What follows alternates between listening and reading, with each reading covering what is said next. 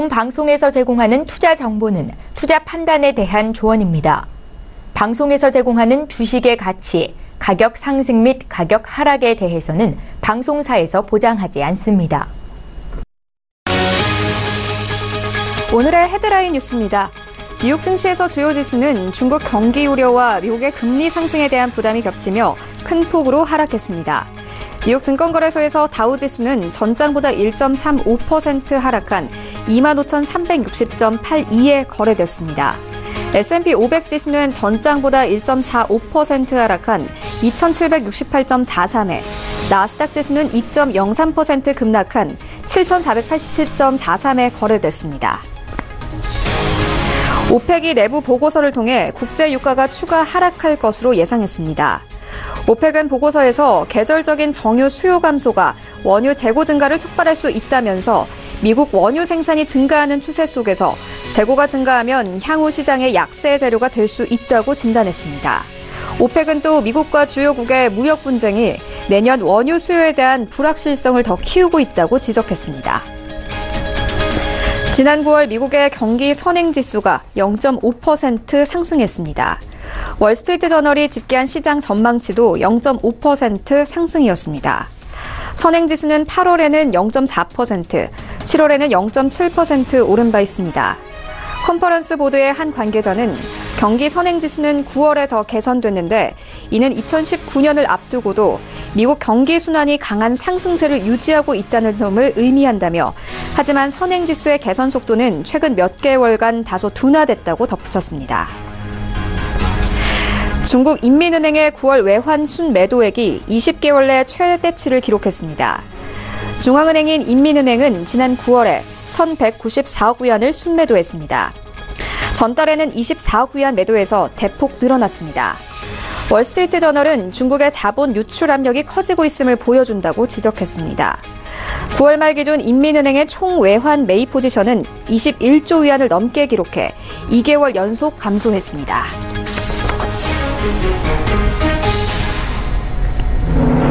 시청자 여러분 안녕하십니까? 출발 증시와이드 1부 시작합니다. 최효은입니다. 어제 코스피와 코스닥 양지수 모두 하락 마감했습니다. 코스피 같은 경우에는 외국인들과 기관들의 매도가 이어지면서 2140선에서 마감을 했고요.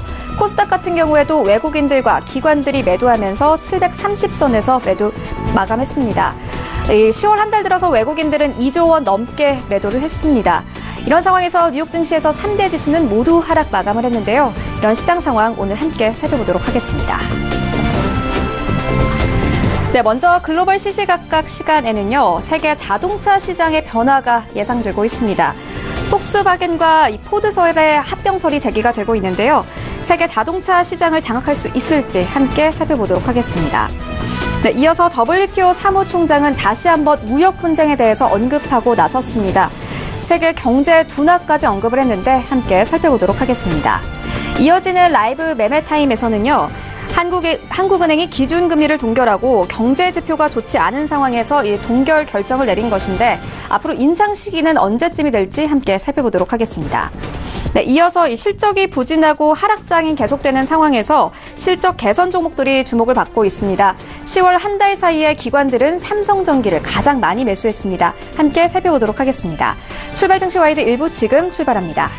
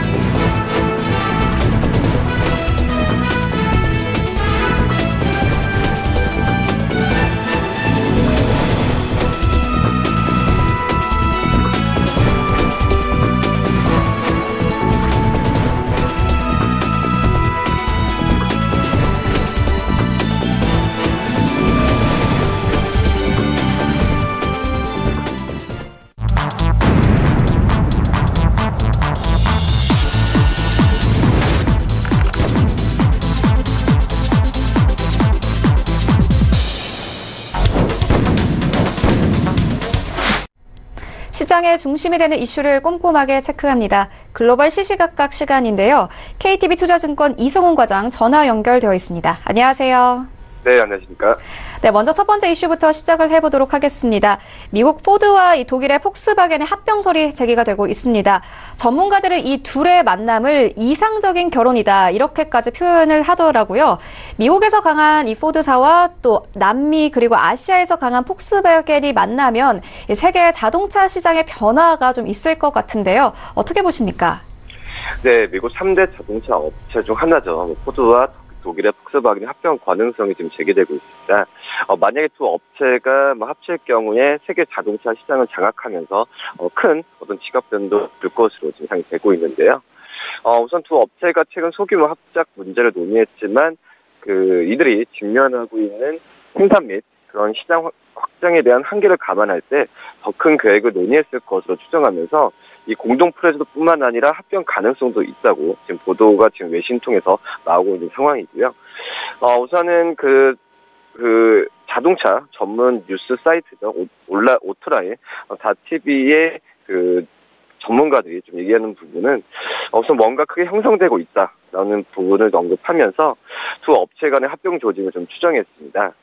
우선 존 해켓 포드 최고 경영자가 지금 매우 다급해지면서 뭔가 깜짝 소식을 발표해야 된다는 부담을 갖고 있다면서 만약 그러지 못할 경우에 자동차 업계도 생존을 못할 것이라는 이런 추측까지 지금 하고 있는 상태다라고 좀 말씀드릴 수 있겠고요.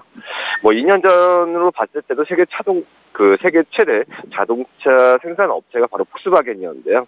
이 폭스바겐이 아시아와 남미 또 유럽 시장에서 강한 반면에 수익성이 높은 이 중대형 픽업 트럭 부분에서는 계속해서 이제 약한 부분을 좀 보여왔는데요. 반면에 세계 생산량 5위인 포드는 이 SUV에서 강세인 데다가 어떻게 보면은 이 F 시리즈를 내세우면서 미국 픽업 시장 미 픽업 트럭 시장의 40%를 가까이 지금 장악하고 있습니다. 우선 포드 같은 경우에도 아시아 시장에서 부진하면서 작년에 중국 시장의 경우 점유율이 10위였던 반면에 이 폭스바겐이 15% 가까이 차지하면 1위를 기록했는데요. 이런 점에서 봤을 때 두 업체가 만약 손을 잡을 경우에 어떤 수억 달러의 어떤 비용 절감 효과와 또 세계 자동차 산업을 지배할 수 있는 부분을 전문가들 많이 보고 있다라고 말씀드릴 수 있겠고, 지난 6월에 합작 프로젝트를 위한 어떤 MOU로 체결한 부분이 좀 있었는데요. 여기에는 세계 시장에 맞는 상용차 개발 포함됐습니다. 이 폭스바겐 같은 경우에는 지금 이번에 보도에 대해서 어떤 의견을 내는 걸 거부했지만, 우선 폭스바겐의 상용차 부분의 이사라고 볼 수 있겠죠. 이 토마스 헤드란 이사가 좀 밝혔던 내용이 제휴 가능성을 검토하고 있다면서 수개월 안에 자세한 것을 공개하겠다고 밝힌 바 있습니다. 이런 점에서 봤을 때는 지금 현재는 가능성에 대한 부분이 굉장히 높다라고 볼 수 있겠고, 과거에 다임러와 크라이슬러가 합병했다가 좀 결별한 부분이 좀 있었는데, 이 포드 같은 경우에는 이 볼보와 제규어를 인수해 운영하다가 매각한 경험을 갖고 있습니다. 그렇기 때문에 이 절제된 어떤 독일과 미국 같은 경우에 약간 자유분방한 그런 나라라고 볼 수 있겠는데, 문화적으로도 약간의 이 부분이 될지 부분 같은 경우도 시장에서 우려는 나오고 있는 상태다라고 볼 수 있겠고요.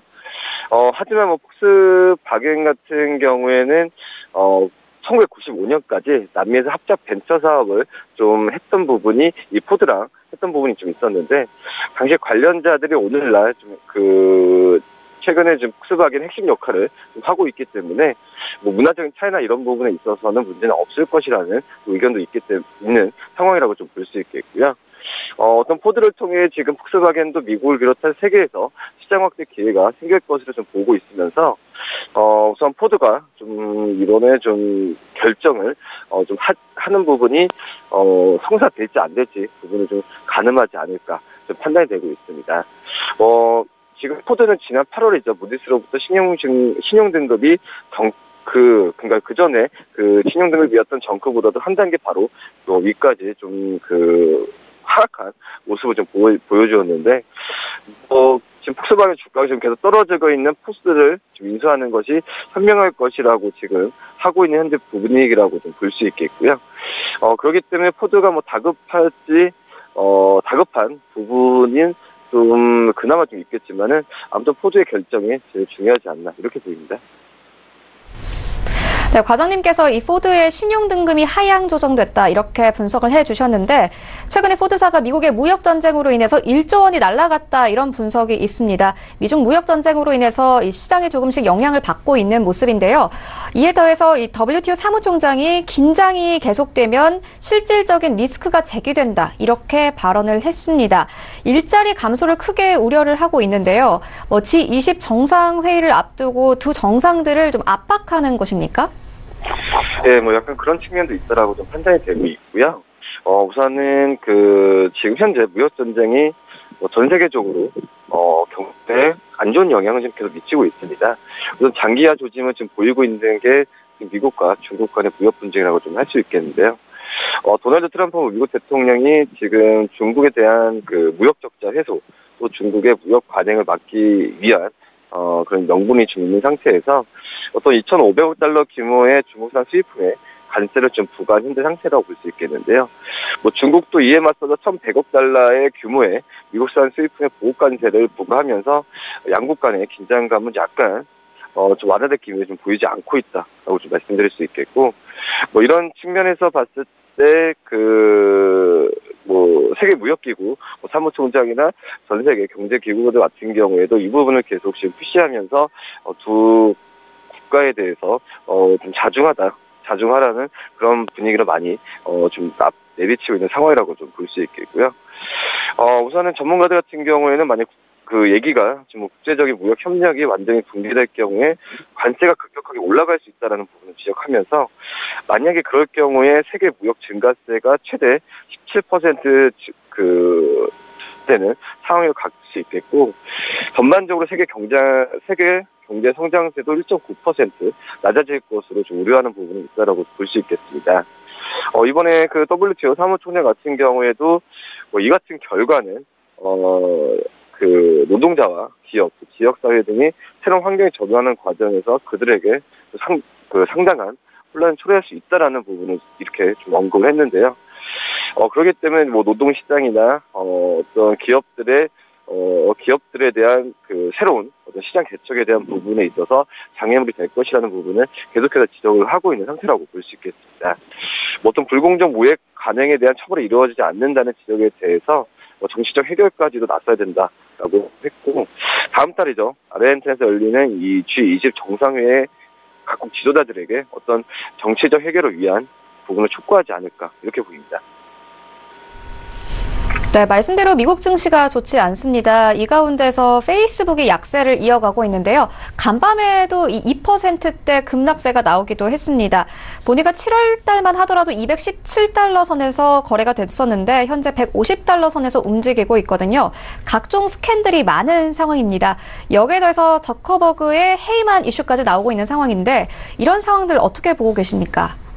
네, 페이스북은 계속 내후 외환이라고 할 수 있겠죠. 계속해서 안 좋은 어떤 얘기가 계속 나와주고 있는데요.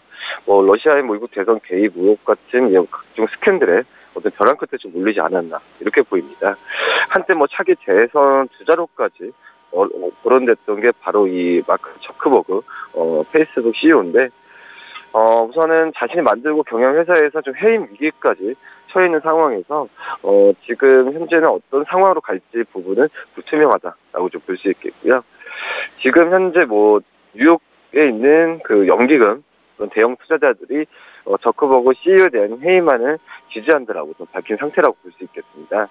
이 회장 교체안 같은 경우에는 헤지펀드인 트릴리움 자산운용이 지난 6월에 처음 발표했었고요.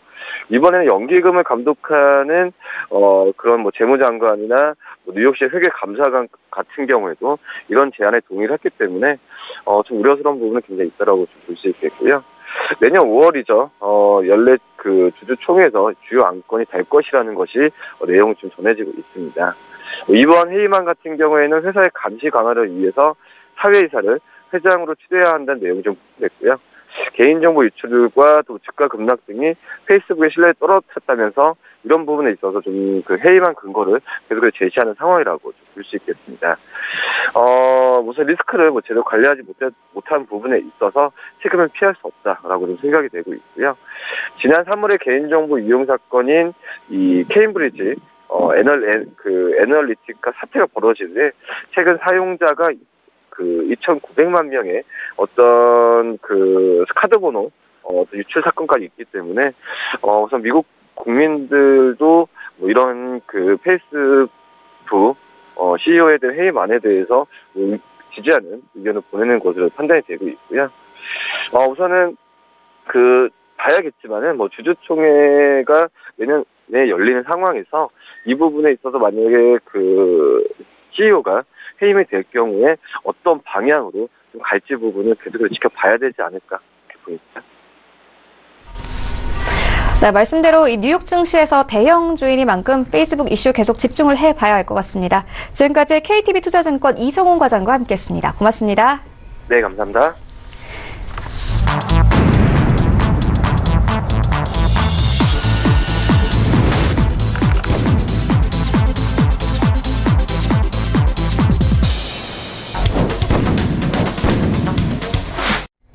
네, 국내 시장 쟁점 함께 분석해 보도록 하겠습니다. 라이브 이슈 타임인데요. 펠리스트 투자앤리서치 김민수 대표 모셨습니다. 안녕하세요. 네, 안녕하십니까. 네, 먼저 첫 번째 이슈부터 시작을 해보도록 하겠습니다. 한국은행이 기준금리를 동결을 했습니다. 하지만 한미 금리 차이 때문에 언젠가 또 인상을 해야 할 것 같거든요. 네. 언제로 보십니까? 네, 결론적으로만 말씀드리면 다음 달이겠죠. 네. 예, 한 11월 달에는 금리 인상을 하고 싶지 않아도 해야 되지 않을까라고 보여지고 있는데, 일단 올해 들어서만 금리가 거의 한 7번째 동결하면서 이제 1.5% 거의 붙박입니다. 근데 일단 금리를 볼 때 가장 먼저 생각해야 되는 게, 금리하게 되면 돈의 값이죠. 그러니까 즉 돈이 얼마만큼 지금 값어치가 돼서 움직이느냐에 대한 여러 가지 흐름들을 판단하는 기준이, 한국은행 같은 경우도 지금 어떻게 보면 고민이 상당히 많은 시점이죠. 그런데 지금 같은 시점에서 어느 정도 그러니까 저금리에 따른 어떤 유동성과 관련된 부분들을 얼마만큼 이제 해소를 할 만큼의 경제 체력들이 받쳐줘야 되는데, 그게 못 받쳐주고 있다는 쪽이 아무래도 좀 취약한 점이고요. 하지만 대외 변수들은 그래도 남들은 다 금리를 올리는데, 그러면 금리 차이가 커지다 보면은 어떻게 보면은 금리 차에 따라서 나올 수 있는 어떤 자본 유출 가능성들, 특히 올해 흐름을 보게 되면 어떤 외국인들이 주식은 파는 건 당연한 걸로 알고 있는 상황들인데, 그래도 그나마 위안이 채권은 매수한다 했습니다. 근데 채권을 이제 9월 말부터 들어오기 시작하면서 채권도 매도하기 시작하죠. 그런 상황이 나오다 보니까 이게 자본 유출이 현실화되는 게 아니냐라는 우려감들도 같이 작용을 한다는 쪽으로 봤을 때, 일단 신경을 써야 될 그런 지표 중에 하나겠죠. 그런 쪽의 흐름들이 들어오는데, 일단 금리 인상이 어려운 조건 중에 여러 가지 봤었을 때 10월 달에 수정 경제 전망에서 성장률, 물가, 고용 모두 경기 지표 전망치를 다 하향했습니다. 대표적으로 올해 그래도 한 2.9% 한 3%대 성장하지 않았을까, 이렇게 올해를 전망했던 부분들은 거의 물 건너갔죠. 지금 한 2.7% 정도 성장 쪽으로만 무게를 두는 상황들인데, 아마 제가 보기에는 이 부분도 하반기에 못 따라오게 되면 달성하기 힘들다라고 봐야 될 것 같고요. 거기다 이제 수출은 그나마 잘 됩니다. 수출 하나로 지금 버티고 있는데, 상대적으로 반도체와 몇몇 품목 쪽에 한정돼 있죠. 그런 상황에서 산업의 치중을 생각했을 때 나머지는 이를 절대 못 따라간다는 쪽이 아무래도 불안한 감이고요. 거기다가 이 설비 투자 같은 경우도 6개월 연속으로 감소 추세를 보이고 있다. 특히 투자 같은 경우는 선순환적인 입장이죠. 투자를 통해서 어떤 다음에 이어질 수 있는 경제 성장률을 끌어올 수 있는 하나의 어떤 담보 상태인데, 이를 지금 그대로 이어지지 않는다라고 하게 되면 앞으로 차후 흐름들이 아무래도 걱정될 수밖에 없는 상황들이겠죠. 그런 상황에서 또 하나 IMF에서도 세계 경제 성장률은 물론 한국의 경제 성장률도 2.6%로 하향했습니다. 특히 IMF가 한국 경제 성장률만 딱 떼어놓고 얘기하는 거는 좀 이례적인데, 이번에는 얘기하는 정도까지 나왔을 때 내년까지 전망들이 그렇게 썩 좋지 않다는 부분들은 염두를 할 필요가 있다고 생각되고 있고요. 그런 차원으로 봤었을 때 상대적으로 금리 인상은 나오는 소비자 물가 지수를 봤을 때는 또 압박이 가는 부분들이죠. 지금 현재 9월 달에 농산물 가격이 급등하면서 물론 폭염이라든가 어떤 지금 이어졌던 어떤 비가 많이 왔던 이런 여러 가지 추세를 봤었을 때 단기적 일시적일 가능성은 있다고 하더라도 순식간에 1.9%대까지 소비자 물가 상승률이 올라온다라고 하게 되면 저희가 보통 생각하실 부분들이 2%입니다. 물가 상승률이 2%대 근접하게 된다라고 하게 되면 부담이 뚜렷하다고 봐야 될 텐데 1.9%까지 상승했다라는 부분들은 아무래도 염두를 할 부분이 있다고 생각되고 있고요. 거기다가 금융자산의 불균형에 대해서 계속 얘기가 나오는 상황들인데 오랫동안 저금리 기조가 이어지다 보니까 일단 부동산이나 가계부채와 같이 어떻게 보면은 시장 경제 주체들이 이어가는 상황 쪽에서 아무래도 경제 성장에 부담이 될 수 있을 만한 여러 가지 요인들이 부작용으로 나타난다. 이런 부분들도 생각하지 않을 수가 없다고 생각되고 있고요. 거기다가 한미 금리 차도 지금 기준으로 봤을 땐 1%포인트까지 확대됐다라는 부분들도 아무래도 부담이라고 봐야 될 것 같은데 그런 상황 쪽에서 일단 금리는 동결했어도 뉘앙스는 이번에 신중한이라는 표현이 좀 삭제가 됐었죠. 거기다가 이 소수 의견도 계속 등장하고 있는 상황 쪽에서 미국의 12월 금리 인상과 관련돼서 아마 점도표상으로 오히려 어떤 금리 인상 가능성이 좀 높아지는 기조가 뚜렷해진다라고 하게 되면 11월 달 인상 안 할래 안 할 수가 없지 않을까 그렇게 보여지고 있고요. 그런 차원에서 일단 국내 금리도 인상을 하는데 그렇다고 하더라도 해봐야 0.25겠죠. 그런 상황 쪽에서 어떤 충격들이 어떤 크게 나오지는 않는 상황 쪽에서 어떤 선언적인 의미만 있지 않을까 그런 쪽으로는 일단 보여지고 있습니다. 네, 알겠습니다. 대표님 말씀처럼 이 경제 지표가 좋지 않고 증시 상황도 좋지 않습니다. 특히나 실적이 하향 조정되고 있는 상황인데요. 이런 상황에서 실적 개선 종목들이 좀 눈길을 끌고 있습니다. 삼성전기를 기관들이 이번 한 달 동안 가장 많이 매수를 했는데요.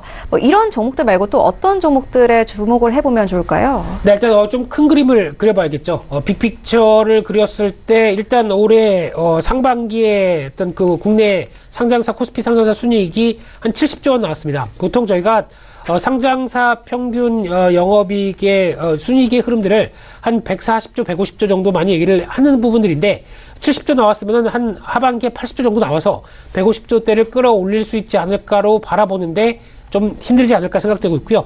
하반기 순이익 예상치가 현재 한 76조 1000억 정도 예상을 합니다. 근데 지금까지 어떤 이런 순이익 추정치가 어떤 흐름으로 봤을 때 한 10% 정도 좀 괴리율이 보여준다. 그러니까 즉 예상치와 실제 사이의 한 10%가 지난 5년간 쪽의 통계치의 평균이었습니다. 그렇게 되면은 한 76조가 봤었을 때 10%를 감익한다라고 하게 되면 70조가 안 되겠네요. 그럴 가능성이 높다고 봐야 될 것 같고 게다가 이제 4분기 같은 경우는 보통 국내 기업들이 깜짝 실적 쇼크를 많이 얘기합니다. 특히 연말 보너스나 수당 또 내년까지 이어지는 여러 가지 단계 쪽에서 실적이 생각보다 못 나올 가능성이 좀 높다라는 쪽으로 봤었을 때 아마 70조가 안 나온다라고 하게 되면 아마 올해 순이익이 한 140조가 좀 안 되지 않을까라고 봤었을 때 이런 부분은 작년에서 이어서 올해도 그래서 계속 실적들이 선전하지 않았을까라고 생각하는 부분들이 좀 흔들린다고 봐야 되겠죠. 그런 관점 쪽으로 봤었을 때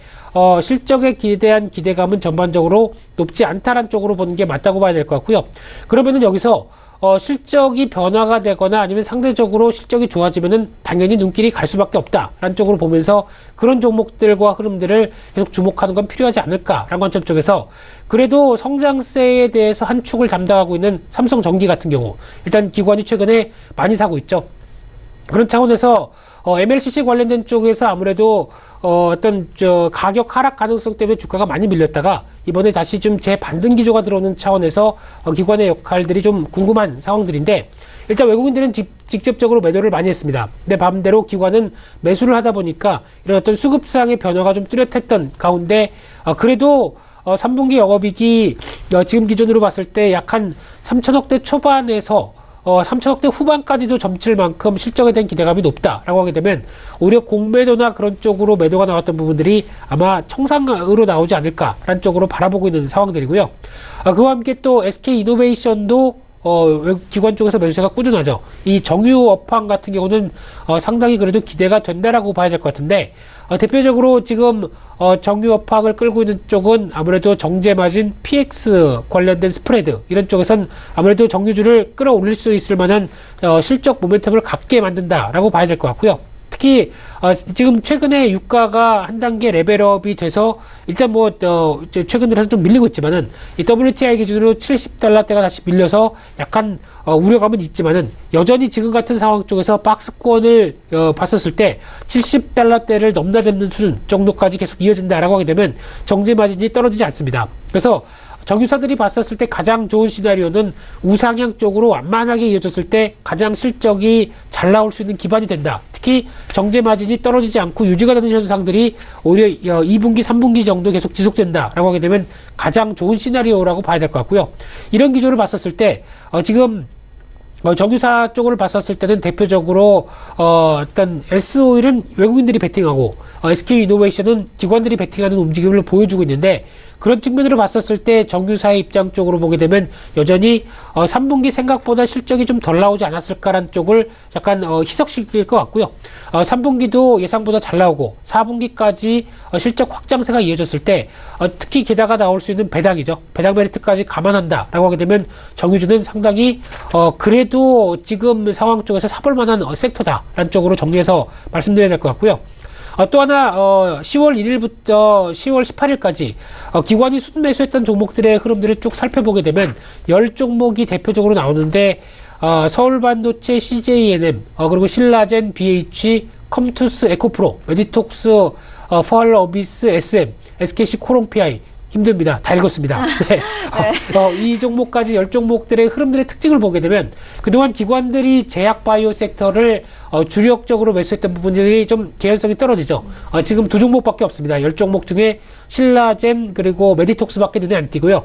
상대적으로 엔터주가 좀 더 눈에 띄고요. 그리고 IT 관련된 부품주들 그리고 게임주들 이런 쪽으로 약간 다변화된 모습들을 보여주고 있다는 게 특징적인 것 같은데, 대표적으로 서울 반도체 같은 경우는 이번에 미중 무역 분쟁의 수혜 쪽으로 나오고 있죠. 그래서 이제 LED 관련된 쪽에 대한 변화가 특히 이제 전장 쪽에 들어가는 이제 헤드램프, 요즘 같은 경우 자동차 헤드램프가 깜빡이를 켜도 옛날 같이 깜빡깜빡 이렇게 나오지 않습니다. 이렇게 선이 슥 이렇게 움직이죠. 네. 그런 관점이 나오다 보니까 그런 어떤 LED 쪽의 변화도 자동차 쪽에서 충분히 들어온다. 그러니까 고급화 추세가 들어오는 쪽에서 서울 반도체가 또 하나의 자리를 잡는다라고 봐야 될 것 같고요. 게다가 또 베트남 쪽의 공장의 어떤 가동화가 정상적으로 이어간다. 이런 쪽으로 변화가 나왔을 때 서울 반도체에 대한 기대감이 좀 높아지고 있다는 쪽으로 봐야 될 것 같고요.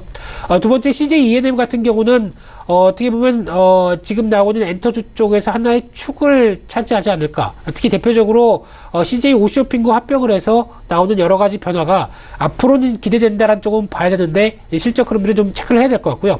단기적인 모멘텀으로는 아마 이번에 스튜디오 드래곤 관련돼서 이제 최대 주주죠. 한 70% 정도 지분을 갖고 있는데 한 경영권을 확보할 수 있는 50% 빼고 나머지 한 20% 정도를 매각하려고 합니다. 그런 상황적으로 봤었을 때 아마 스튜디오 드래곤 요즘에 잘 나가죠. 미션 미스터 선샤인인가요? 네. 미스터 그리고 요즘에 또 100일의 낭군님인가요? 네, 이것도 시청률이 10%가 넘, 11%? 이 정도 된다고 얘기합니다. 거기다가 연말 되면 현빈 선생님 나오는 아람브라의 궁전인가요? 네, 맞나요? 네.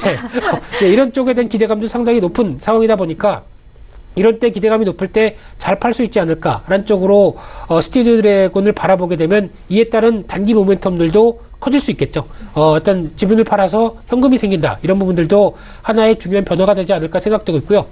신라젠은 생각보다 왜 사는 기관이 많이 살까라는 쪽을 봤었을 때 이번에 회계기준 관련된 변경 지침과 같이 연결되어 있습니다. 신라젠 같은 경우는 약간 어떤 생각보다 좀 보수적으로 회계기준을 회계를 반영했다는 쪽의 대표적인 회사고요. 그런 상황이라고 하게 되면은 아마 지금까지 보여주던 것보다 하반기에는 정부 지침에 따라서 회계 기준을 봤었을 때 오히려 실적이 생각보다 좀 축소가 되는 쪽으로 적자폭이 축소가 되는 쪽으로 나오지 않을까 이렇게 바라보고 있는 입장이기 때문에 신라젠에 대한 기대감이 조금 더 올라간다고 봐야 될 것 같고요. 그 밖에 컴투스 같은 경우는 이번에 스카이링 랜더스인가요? 이 새로운 게임에 대한 기대감이 좀 높아지는 모습들이고, 또 하나 에코프로 같은 경우는 3분기 실적 발표 잘했죠. 거기다가 공격적인 증설로 인해서 이 에코프로 BH에 관련된 여러 가지 모멘텀들이 내년에도 한 50%는 연간 실적으로 성장할 수 있겠다. 이런 모멘텀이 받치게 되면은 그래도 기대감이 높다고 봐야 될 것 같고요. 그 밖에 SM은 뭐 잘 아시는 것처럼 이제 엑소 형님들 복귀하시죠. 그렇게 되면 그에 따른 콘서트와 여러 가지 효과들 기대한다라고 봤었을 때 이런 어떤 개별적인 모멘텀들이 주가를 작용을 하면서 끌고 있다는 관점으로 보게 되면 아마 시장은 바라보는 시각들이 어떤 업황과 관련된 전반적인 시각이 아니라 어떤 개별적인 요인 쪽으로 시장 흐름들을 각계의 전투 쪽으로 접근하는 게 더 맞지 않을까라는 어떤 이런 여러 가지 배경들을 설명한다고 봐야 될 것 같습니다. 네, 실적에 대해서 이야기를 해주셨는데요. 실적 개선 기대감을 받는 종목이 한 가지 더 있습니다. 바로 조선 종목들인데 조선업이 다시 살아날 기미를 보이고 있습니다. 내년 수주액이 4% 증가세를 전망이 되고 있는데 발주량이 조금씩 회복되고 있는 수준이거든요. 네. 지난 2달 사이에서는 조선주들이 40% 정도 증가했다는 분석도 있던데 네. 어떻게 보십니까? 네, 조선주 최근에 시장을 한번 뜨겁게 달궜던 대표적인 섹터죠. 그런데 시장이 좀 어렵다 보니까 다시 주춤하긴 합니다만 일단 조선주를 바라볼 때 가장 중요한 부분들은 조선과 관련된 이런 어떤 덩치가 큰 산업, 보통 저희가 얘기하는 중화학 쪽의 산업들은 일단 수주에 목숨을 겁니다. 수주가 돼야 앞으로의 한 1, 2년 거리의 먹거리, 보통 이제 선박 같은 경우는 수주를 받아서 이제 배를 건조하고 다시 배를 인도할 때까지 시간이 보통 짧게는 1년은 최소한 1년이고요. 보통 2년 이상 걸린다고 보시면 될 것 같습니다. 그렇기 때문에 수주를 받는 거 이후에 어떻게 보면 절차적으로 봤을 때 이제 배 받는 가격들을 추가적으로 받는다고 하더라도 일단 2년이 완성이 돼야 어느 정도 그 다음에 실적에 반영할 수 있을 만큼의 어떤 돈을 받는다라고 하게 되면 일단 지금 수주한 부분들이 앞으로 1년 반에서 2년 뒤에 실적으로 나타난다라는 쪽으로 보셨으면 좋겠고요. 하지만 지금 당장은 한 2016년도부터 이어졌던 수주 절벽 때문에 지금은 고생하고 있는 상황들이죠. 그때 받은 수주가 없기 때문에 지금은 거의 노사 분규가 일어나고 어떤 구조조정해야 되고 실적도 적자만 나고 있고 이런 쪽에 대한 압박들이 나오는데 그러다 보니까 이를 좀 타개하기 위해서 적극적으로 올해부터는 수주를 좀 펼쳤다라는 관점 쪽에서 지금 나오는 수주는 아마 2년 뒤면은 한 2020년도에 반영될 겁니다. 그렇기 때문에 수주와 관련된 쪽으로 흐름을 보게 되면 지금 조선주는 지금 당장이 아니라 앞으로에 대한 실적을 반영하면서 주가가 움직이구나 하는 거를 염두를 하시면서 대응하셨으면 좋겠고요. 그런 차원에서 봤었을 때 올해 그래도 상당히 국내 빅3라고 하는 조선사들이 선전하고 있습니다. 대표적으로 9월달까지 전 세계 발주량도 물론 늘었고 그런데 그중에서 한국의 수주 점유율이 한 45%까지 이어진다라고 했었을 때 거의 절반 정도까지 차지하면서 과거의 영광을 좀 다시 재현하려고 하는 움직임들이 좀 커지고 있죠. 그런 상황으로 봤을 때 지금 또 하나의 시장의 특성들이 아마 LNG선이라고 하는 쪽의 부분들, 특히 이번에 유가 상승과 함께 여러 가지 LNG와 관련된 부분들의 수요가 상당히 늘어나기 시작하면서 그에 따른 변화가 커지면서 글로벌 발주량이 커진다라고 했었을 때 이에 따라서 LNG선은 국내가 좀 꽉 잡고 있죠. 국내 빅3들이 꽉 잡고 있는데 그런 쪽에서 이제 대우조선해양이나 삼성중공업 쪽의 LNG선의 수주가 상당히 늘어나면서 이를 뒷받침했다라고 볼 수 있는 상황들이고요. 그런 흐름으로 봤었을 때, 그러면 이제 LNG선은 괜찮은데 나머지 쪽은 어떨까라고 봤었을 때, 일단 컨테이너선보단 그래도 LNG선이 좀 고부가 가치입니다. 그러니까 즉, 한 척을 수주했을 때도 우리한테 떨어지는 돈이 더 많을 수밖에 없는 그런 구조를 갖고 있고요. 또 하나 저희가 얘기하는 VLCC라고 하는 초대형 원유 운반선 같은 경우도 어떤 다른 컨테이너선보단 상당히 돈이 많이 됩니다. 그런 차원에서 이 두 가지 섹터 쪽에서 수주가 늘었다는 부분들은 그래도 앞으로에 대한 기대감을 좀 좋게 만든다라고 볼 수 있는데 하나 좀 약한 부분들이 해양 플랜트입니다. 해양 플랜트 같은 경우도 생각보다 앞서 말씀드린 두 섹터보다 돈이 더 많이 되는 어떤 부가가치가 더 높습니다. 근데 이쪽은 올해 상반기까지 전무했다가 이번에 현대중공업이 한 건 수주했죠. 그런 차원으로 봤을 때 앞으로의 해양 플랜트 같은 경우도 유가가 이제 올라가기 시작하면서 또 여러 가지 발주가 늘어나지 않을까라고 기대하고 있는데 이쪽에 대해서 변화가 나오게 되면 그래도 또 하나의 모멘텀이 될 수 있다라는 쪽에 일단 기대감은 있는 상황들이죠. 따라서 정리해서 말씀드린다고 한다면 실적은 기대할 게 없습니다. 아마 오히려 실적을 발표하게 되면 여전히 적자나 생각보다 좀 못 나온 실적 때문에 주가는 그렇게 못 가는 오히려 조정권이 나올 수도 있습니다. 근데 오히려 그런 조정권에 주가는 비중을 늘리는 전략들이 낫다고 봐야 될 것 같고요. 어차피 앞으로 지금 수주의 흐름들만 반영되면은 2년 뒤에는 실적이 좋아질 거니까 그런 흐름을 보게 되면 추세가 계속 우상향에 대한 흐름들은 이어갈 가능성이 높다라고 봐야 될 것 같은데 거기다가 그렇게 되면은 또 대표적으로 뭐 어떤 회사들이 어떤 조선사가 몇 개가 있지만은 그래도 어느 정도 부실을 반영했던 대우조선해양 같은 경우 일단 충분히 어느 정도 먼저 충격을 받았던 만큼 그에 따른 실적 흐름들은 그래도 양호하게 진행되지 않을까 이런 쪽으로 바라보고 있는 상황들이고요. 또 하나 그러면 LNG선이 좋다라고 하게 되면 LNG와 관련돼서 들어가는 어떤 기자재 업종들은 또 관심 있게 봐야 되겠죠.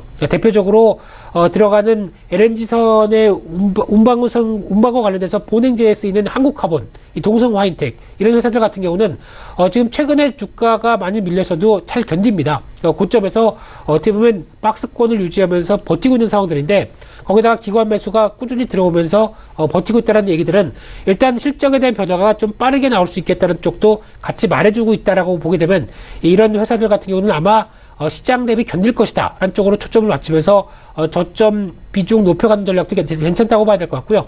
또 하나 중요한 부분들 중에 하나가 이제 현대중공업도 사보시는 건 나쁘지 않은데 주목할 부분이 현대중공업 지주가 아닐까 생각되고 있는데 지금 현대중공업 지주 같은 경우는 현대위포조선, 현대중공업 관련된 쪽에 모두 다 활동 흐름들을 그대로 또 몸으로 받는 지주사죠. 그러다 보니까 종합 선물 세트 성격적으로 접근하는 게 좋을 것 같고요.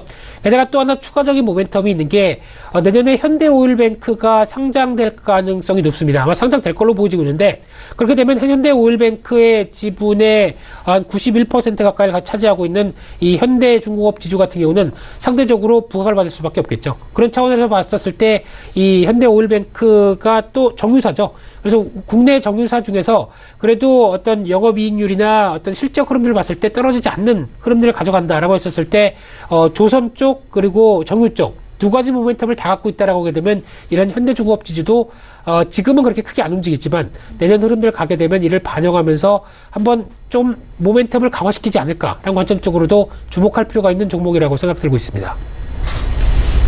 네, 조선주들 종목까지 함께 만나보고 왔습니다. 지금까지 펠리즈 투자인 리서치 김민수 대표와 함께했습니다. 고맙습니다. 감사합니다. 네, 1부는 여기서 모두 마치도록 하겠습니다. 잠시 후 2부에서는요, 전문가들과 함께하는 종목 라이브쇼, 라이브 매매 타임이 이어집니다. 여기에 더해서 오늘장에서 가장 큰 이슈몰이를 하고 있는 특징주까지 꼼꼼하게 살펴봐 드리겠습니다. 채널 고정해 주시고요. 저희는 잠시 후 2부로 다시 돌아오겠습니다.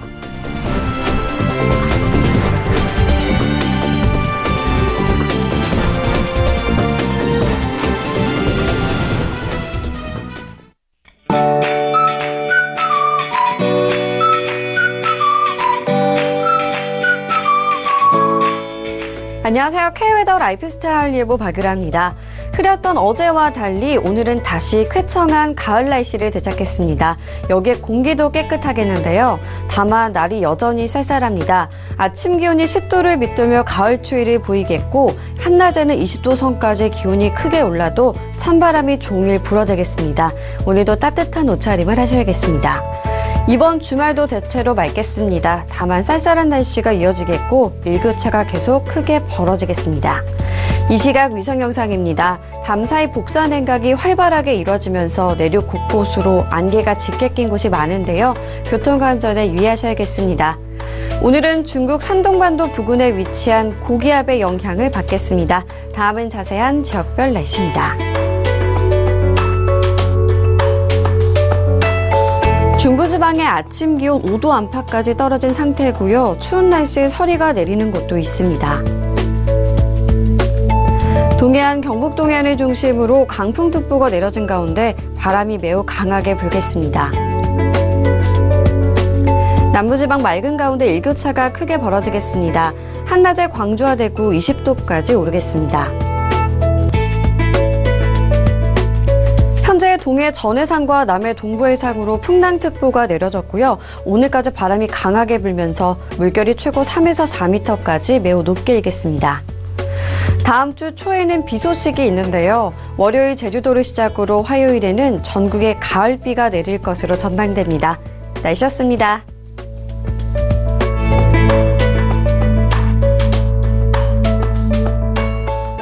본 방송에서 제공하는 투자 정보는 투자 판단에 대한 조언입니다. 방송에서 제공하는 주식의 가치, 가격 상승 및 가격 하락에 대해서는 방송사에서 보장하지 않습니다.